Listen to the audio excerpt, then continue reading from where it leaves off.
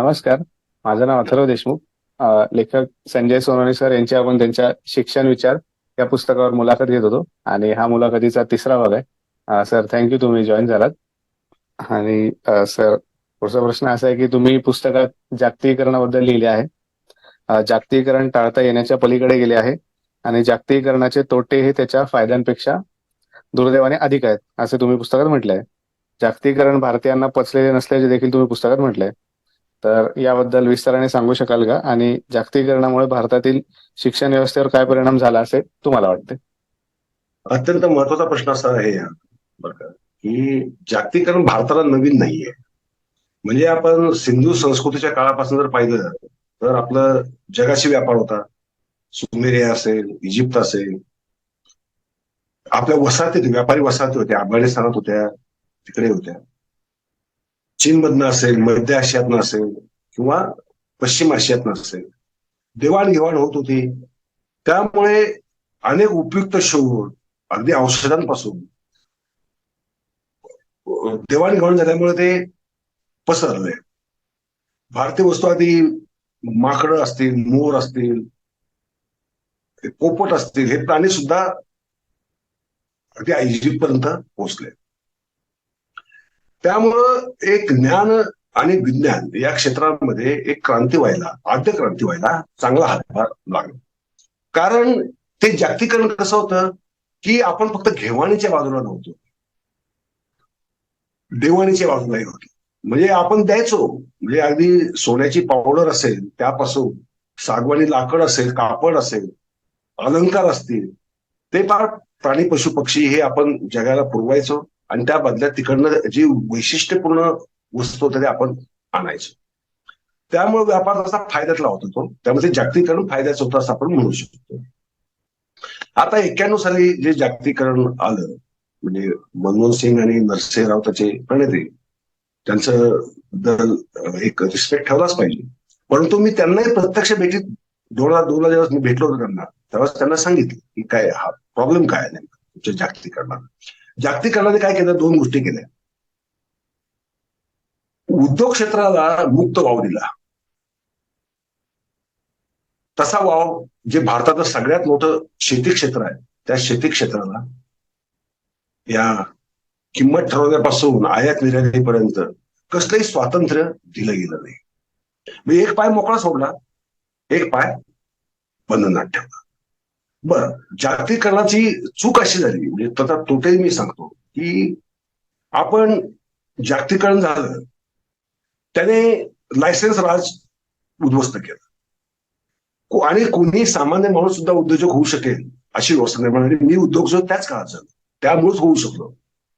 अन्यथा मी उद्योजक होणं हे स्वप्न म्हणजे एखाद्या कादंबरीच लिहिता आलं असतं. परंतु उद्योजक होणारी एक पिढी निर्माण झाली त्यामुळे.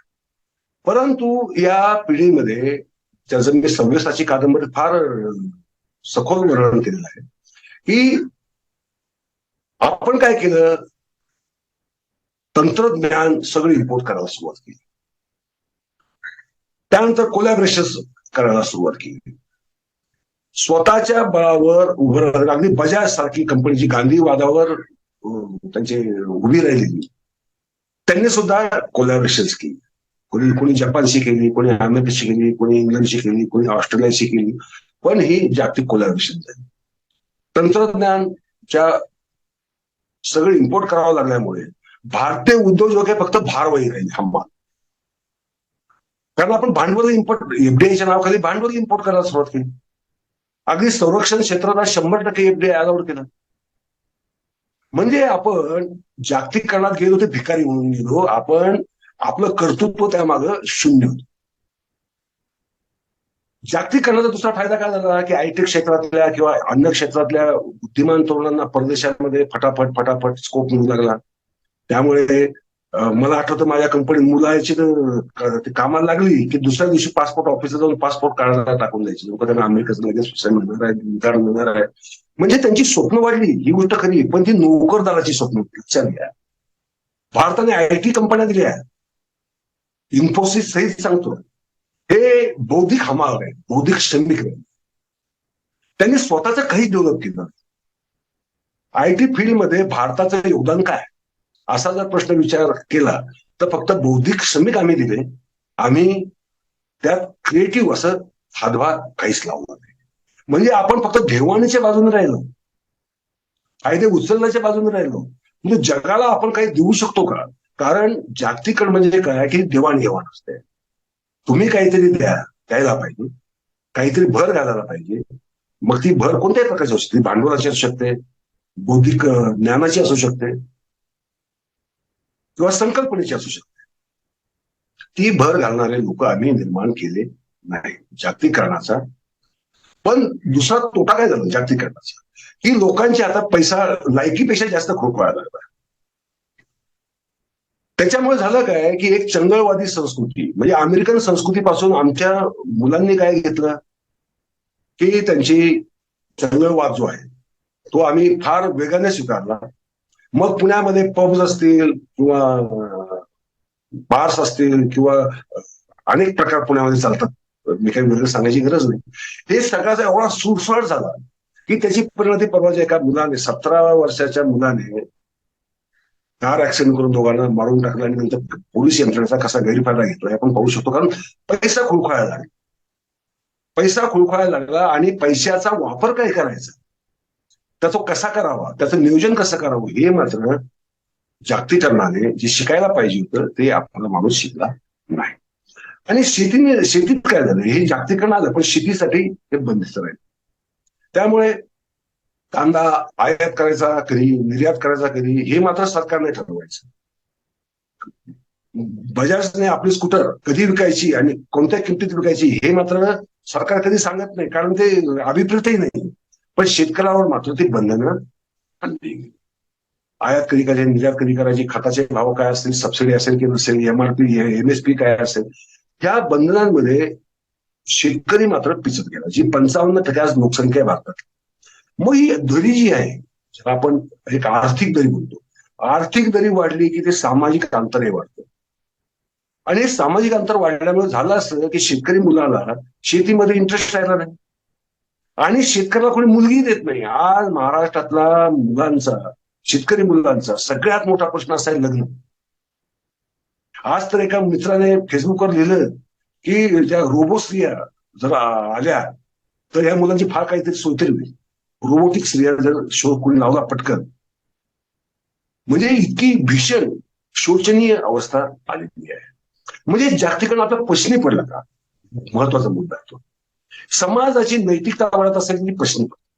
समाजाची मॉरल्स, समाजाची नैतिकता, विचारशक्ती, प्रगल्भता याच्यामध्ये काही फरक पडणार असेल. जागतिकरण म्हणजे तुमचं आज अमेरिकेत जाणारा भारतीय माणूस आपल्या जातीच्या आणि आपल्या गावच्या कप्प्यातच, घोळक्यातच वावरत असतो. तो कधीही तिथल्या स्थानिक लोकांच्या घोळक्यात वावरत नाही. हे जागतिकरण म्हणत नाही, याला जागतिकरण म्हणत नाही ना. कसं होईल जागतिकरण म्हणजे काय की तुम्ही जसे आपली संस्कृती दुसऱ्यांना सांगता तसे दुसऱ्यांची संस्कृती सुद्धा आत्मसात करा आणि त्यांच्याप्रमाणे होऊन राहा. पारशी लोक भारतात आलेत इस्लामी आक्रमणानंतर. पारशी लोक भारतीय संस्कृती एवढे मिसळून गेले, म्हणजे जसे दुधामध्ये साखर जशी विरघळून जाते तशा प्रकारे विरघळून गेले. जागतिकरण याला म्हणतात. तुम्ही स्वतःचं अस्तित्व ठेवायचं, स्वतःचे अहंकार ठेवायचे, स्वतःचे संस्कार ठेवायचे आणि जागतिकरणाच्या गप्पा मारायच्या. त्या फक्त आर्थिक फायद्यासाठी मारतो तुम्ही. मग त्या तुम्ही खऱ्या अर्थाने जागतिक तुम्हाला व्हायचंय का? तुम्हाला जर जागतिक व्हायचं असेल तर तुम्ही जागतिक नागरिक बनलं पाहिजे.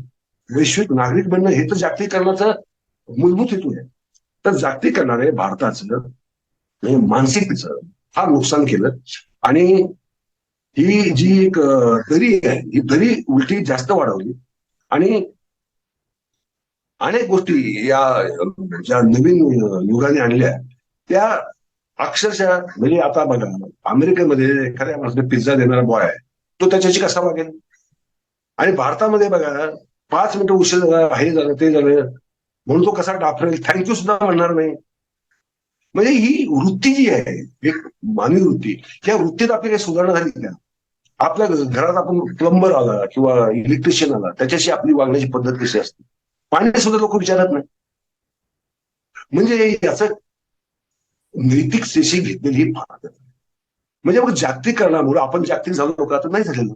त्याच्यामुळे मी असं विधान केलेलं की जागतिकीकरणाने भारताचं हित आर्थिक केलं असेल, निश्चितच केलेलं असेल, परंतु मानसिक हित मात्र नाही केलं. फार क्वचित अपवाद आहे.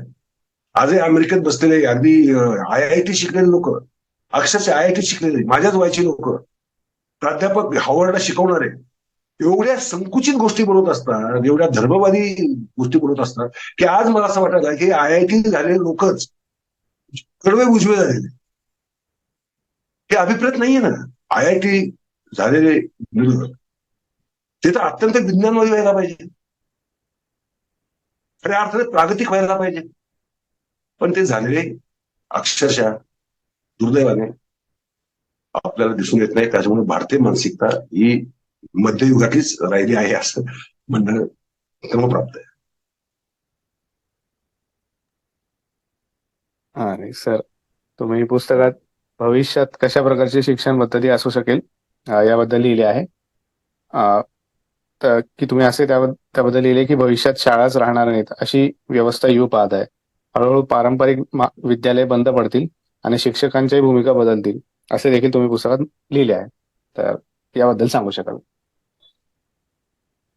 आज ज्या शाळा कॉलेजेस आहेत त्या काही गोष्टीत उपयुक्त आहेत की मुलगा ज्यावेळेस शाळेत जातो, अनेक विद्यार्थी असतात, त्यामुळे तो थोडासा सोशल होईल, समाजात मिसळेल आणि त्याला सोशल व्हायची सवय लागेल किंवा सामाजिक होण्याची सवय लागेल, असा त्याच्या मागचा एक दृष्टिकोन होता. परंतु त्याची परिणती खरोखर कशात होते? आजही शाळेत अगदी पहिलीपासून कोणत्या जातीचे मित्र असावेत आणि कोणते नसावे हे ठरवलं जातं. शिक्षक सुद्धा कोणत्या जातीचे असावेत म्हणजे ते चांगले आणि कोणत्या जातीचे असले म्हणजे ते वाईट हे ठरवलं जातं. उदाहरणार्थ, आणि याला प्रत्यक्ष पुरावा आहे, 5-6 वर्षापूर्वी समीर मोहिते नावाच्या तरुणाने कोकणामध्ये 2 शाळांचा 7वी आणि 10वी यांचा एक अभ्यास केला की त्यांना काय वाटतं त्या मुलांना. त्याचं मुलं मुली यांचा इंटरव्ह्यू घेतले आणि त्यावर निष्कर्ष काढला. प्रश्न काय होता की तुम्हाला कॅप्टन कोण असावा असं वाटतं तुमच्या टीमचा?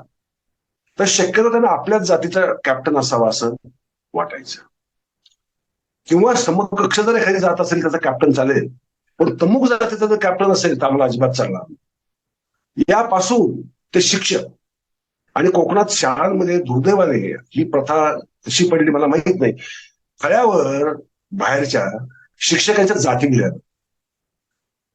म्हणजे जातीयवाद हा लहानपणापासून मुलांमध्ये शाळांमध्ये घुसतो.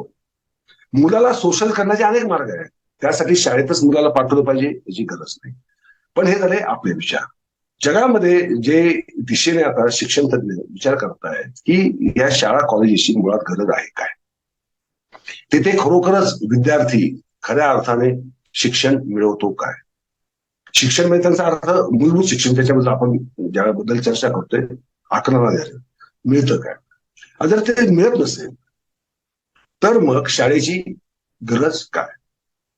तर आता असंही एक विचारसरणी जन्म घेते आणि त्याचा मी सपोर्टर आहे की मी माझ्या कलाप्रमाणे माझा विषय ठरवेल, माझ्या आवडीचा कल काय आहे त्यानुसार, आणि मला जगातला कोणता शिक्षक असावा, जगातला भारतातलाच पाहिजे, पुण्यातलाच पाहिजे, माझ्या गल्लीतलाच पाहिजे, माझ्या जातीचाच पाहिजे ही भानगड नाही. मला समजा झांबियातला शिक्षक पाहिजे तर मी त्याला निवडू शकलो पाहिजे आणि मला त्याच्याबरोबर कोणत्या वेळात तो मला शिकवणार आणि तो काय अभ्यास देणार हे तो ऑनलाईन तुम्हाला देऊ शकला पाहिजे. आणि तुम्ही त्याचा अभ्यास करून मग तुमची खरोखर प्रगती आहे ना, एखादा विषय समजला नाही समजला, आकलन झालंय नाही झालंय का, चुकीचं आकलन झालंय, प्रागतिक आकलन झालंय का, अजून काहीतरी भव्य दिव्य शोध तुम्हीच लावलाय, या सर्वांचं खुलेपणाने त्यातनं एक प्रणाली, शिक्षण प्रणाली निर्माण होऊ शकते. आणि त्या दिशेने आपण जी तंत्रज्ञानाचा ज्या पद्धतीने स्फोट होतोय त्या दिशेने आपण जातोय. उद्या असं होणार आहे की मी मराठीत बोलत असतो आणि तुम्ही जर समजा साऊथ आफ्रिकेतील नागरिक असाल, तुम्हाला कोणत्या तरी बांटू भाषेमध्ये ऐकायचंय, मी मराठीत बोलतो, तुम्ही बांटू भाषेत आरामात ऐकू शकाल आणि तुम्ही बांटू भाषेत बोलाल तर मला मराठीत ऐकायला येऊ शकेल. म्हणजे ही तंत्रज्ञानाची ही जी झेप आहे सध्या, ही या दिशेने जाते. असं असताना जर मला जागतिक शिक्षक मिळत असतील, त्या विषयातले खरोखरच तज्ज्ञ, अनुभवी आणि समजून घेणारे, तर मला कॉलेजमध्ये जाऊन त्यांनी तासिकांवर नेमलेले कुणी, आपल्याला माहिती आहे आपल्याकडे शिक्षक कसे नेमले जातात आजकाल, त्यांना याच्यावर रोलवर ठेवलेलंच नसतं. तासाला 600 रुपये 400 रुपये मिळतील तुम्हाला, तुम्ही हा विषय शिकवा आणि जावा. अशा पद्धतीने जर शिक्षक असतील तर मला कॉलेजमध्ये याची गरज काय आहे आणि का जावं, का माझ्या मुलाने का माझ्या नातूने का जावं, हा प्रश्न पडणं स्वाभाविक आहे. आणि शिक्षण पद्धती या दिशेने जर गेली तर मात्र जास्त त्याचा होईल. दुसरी गोष्ट, अभ्यासक्रम स्वतःच ठरवू शकतो भविष्यातला विद्यार्थी. तो ठरवेल मला कोणते विषय शिकायचे. मला समजा फक्त जर इतिहास इंटरेस्ट आहे मला, तर मग मी मध्ययुगीन इतिहास शिकायचा आहे की सिंधुकालीन इतिहास शिकायचा आहे, का शिवकालीन इतिहास शिकायचा आहे, का स्वातंत्र्य युद्धांचा इतिहास 18-19 शतकात शिकायचा आहे, हे मीच ठरवू शकेल. मला ते माझ्या बोकांडी कोणी विषय लादू शकणार नाही. मला माझा विषय माझ्या आवडीप्रमाणे निवडायचं स्वातंत्र्य मला असलं पाहिजे, आणि ते या पद्धतीमध्ये मिळू शकते. आणि मग त्यानुसार प्रश्न काय असतील हे शिक्षक तुम्हाला देतील. त्याची उत्तरं तुम्ही कोणत्या कोणत्या पद्धतीने द्यायची, म्हणजे लेखी द्यायची, तोंडी पण द्यायची आहेत, आणि प्रात्यक्षिक जी आहे सायन्समध्ये जी महत्वाची असतात, त्यासाठी ही जी इंडस्ट्रीज आहे, small scale medium scale industries आहे, त्या इंडस्ट्रीमध्ये प्रत्यक्ष जाऊनच तुम्ही तो अनुभव घेऊ शकता. प्रायोगिक कॉलेजमधल्या प्रयोगशाळेमध्ये जे आपण शिकतो ते फार कंट्रोल्ड हे असतं, त्याचा व्यावहारिक जीवनात अक्षरशः कितपत उपयोग होतो याची मला शंका आहे, कारण मी तर कधी गेलेलो नाहीये, त्यामुळे मला माहित नाही. परंतु प्रत्यक्ष कारखान्यात जाऊन, केमिकलच्या कारखान्यात जाऊन मी केमिस्ट्री, इंजिनिअरिंगच्या कारखान्यात जाऊन मी इंजिनिअरिंग प्रत्यक्ष नुसतं पाहू शकत नाही, मी प्रत्यक्ष काम करूनही पाहू शकतो.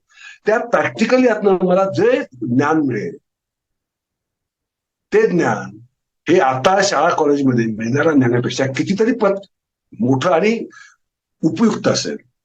आणि मला समजा एखादा कामगार अमुक पद्धतीने काम करतो, त्या पद्धतीपेक्षा जर अमुक पद्धतीने केलं तर जास्त चांगलं आणि पटकन आणि ऍक्युरेट होईल, याची समज कधी येऊ शकते, प्रत्यक्ष तो फील्डवर गेला तरच. अशी व्यवस्था येऊ शकते का? येऊ शकते. हे जमू शकतं का? जमू शकतं.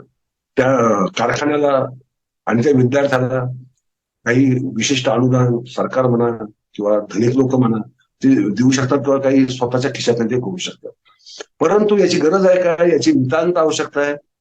कारण जोपर्यंत प्रॅक्टिकल ट्रेनिंग ज्याला आपण म्हणतो ते मिळत नाही, प्रत्यक्ष अनुभव मिळत नाही, तोपर्यंत प्रयोगशाळेतला कंट्रोल वातावरणातल्या प्रयोगशाळेतला मग यात अमुक ते तमुक मिसळलं की अमुक तयार होणार आहे, हे जर नाही केलं तर हे होणार नाही.